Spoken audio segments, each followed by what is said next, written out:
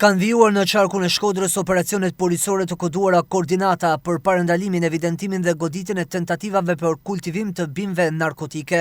Gjatë 24 orëve të fundit, policia e Shkodrës ka bërë me dije se ka gjetur dhe asgjësuar 12.541 fidan dhe bimë të dyshuara kanabis sativa. Si rezultati kontrolleve intensive në të gjithë territorin, shërbimet e drejtorisë vendore të policisë së Shkodrës dhe komisariateve në varësi kanë gjetur të kultivuara dhe asgjësuara 728 fidan në kubik dhe 11.813 bimë të mbjella në territor. Shërbimet e policisë së Shkodrës aksionin e përqendruan në njësinë administrative të Pultit në zonën e Dugaxhinit, ku asgjësuan 652 bimë. Në vijim të veprimeve për këtë rast, u procedua në gjendje të lirë inxhinieri pyjeve, shtetasi me inicialet AM për shpërdorim detyre dhe moskallëzim të krimit. Në Vaun e Tejës, operacionet janë përqendruar sërish në njësitë administrative të Shllakut dhe të Malit, ku janë gjetur 728 fidan të mbjella në kubik dhe 11.161 bimë të dyshuara kanabis sativa. Por në të gjitha këto operacione, policia vijon të përballet vetëm me gjetjen e bimëve